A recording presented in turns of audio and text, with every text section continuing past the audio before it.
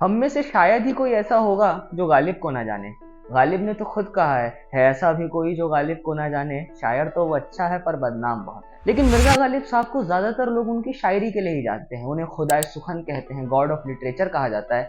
पर हम में से बहुत कम लोग होंगे जो जानते होंगे कि गालिब साहब बहुत अच्छे प्रोज राइटर यानी नस्र राइटर भी थे। वो सिर्फ पोएट्री ही नहीं, प्रोज भी लिखा करते थे, चिट्ठियां लिखा करते थे, डायरियां लिखा करते थे। इनफैक्ट कुछ क्रिटिक्स तो यहाँ तक कहते हैं कि गालिब साहब ने अगर अपनी 235 से ज्यादा गजलें ना भी लिखी होती तो उनके लेटर्स और उनकी डायरी के दम पर ही उनका बहुत बड़ा दबदबा उर्दू साहित्य में होता। ऐसी ही डायरी गालिब साहब की बड़ी इंपॉर्टेंट है जो उन्होंने बहुत हिस्टोरिक मोमेंट यानी 1857 की बगावत के दौरान लिखा था। क्योंकि 1857 की बगावत के दौरान वो दिल्ली के अपने उसी हवेली गली कासिम जान की, बल्ली मरान की गली कासिम जान की हवेली में रह रहे थे और उसी समय वो डायरी लिख रहे थे जब ये घटनाएं घट रही थी। गालिब साहब की जो डायरी है इसका नाम है दस्तंबू, जिसको फारसी में मतलब होता है फूलों का गुलदस्ता।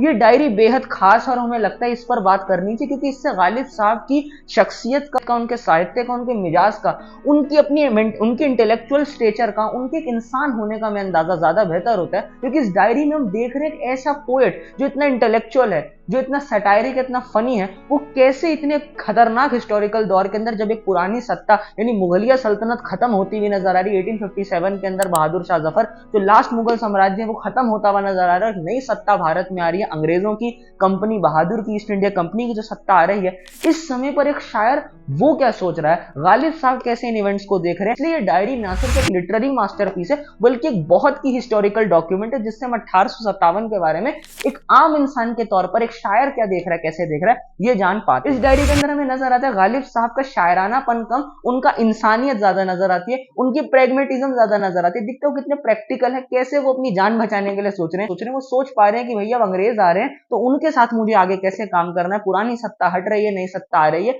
नई सत्ता के साथ मुझे कैसे कदम से कदम बना के चलना पड़ेगा। तो आप देखेंगे दस्तंबू जो डायरी है उसके अंदर वो अंग्रेजों की तारीफ करते हुए लिखते हैं और बहुत ही इंटरेस्टिंग लिटरेरी मास्टरपीस है जो हमें पढ़ना चाहिए। इस किताब पर मैं जल्दी ही अपने चैनल पर एक बड़ी लंबी वीडियो बनाने वाला हूँ, डिस्कशन करने वाला हूँ। अगर आपको उसके लिए अपडेट्स चाहिए और आप चाहते हैं आप गालिब का ये वाला पक्ष भी देख सके, ये वाला पहलू गालिब साहब का समझ सके, तो do subscribe to my channel, press the bell icon so that you don't miss an update, और ताकि हम जल्दी ही मुखातिब हो सके।